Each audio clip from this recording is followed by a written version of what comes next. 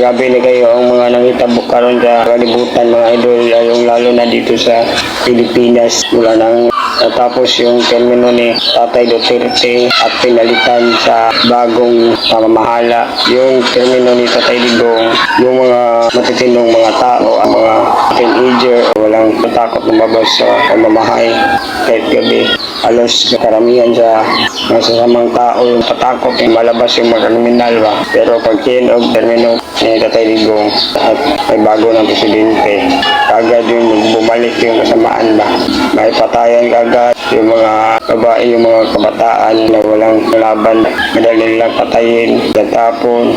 At yung halos yung mga bisyo, kalat na naman sa kali. Kahit sa harap-harapan mo magawa ng magbibisyo yung mga mabisyosong tao ngayon. Parang normal lang ba? Parang bumibili ka lang sa palengke ng mga taong walang puwang na mabuhay dito.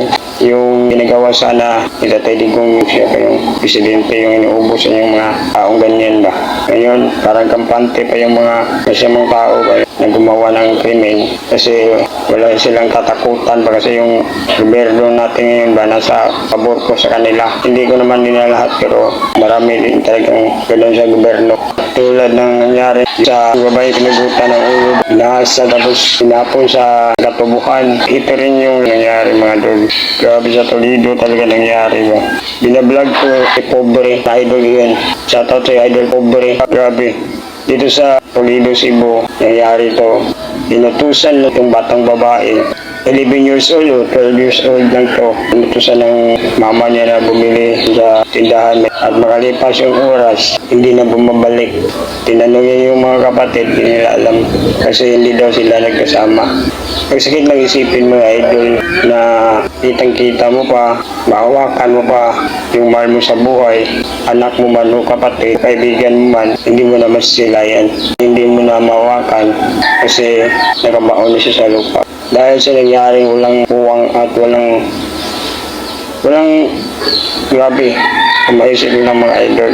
Inutusan mo yung anak mo papunta pabili ng pero hindi mo na magkikita ulit dahil lang sa mga taong hangalat, walang bituka yung mga kaluluwa. Dahil po sa bisyo na kinakalat ng mga taong masama, grabe, dahil lang sa mga taong walang puwang na mabuhay dito sa mundo, dahil sobrang tamaan, dahil lang sa mga bisyo na yan, at dahil din sa mga nandyan sa gobyerno, hindi pinapalagaan yung bawat buhay ng tao.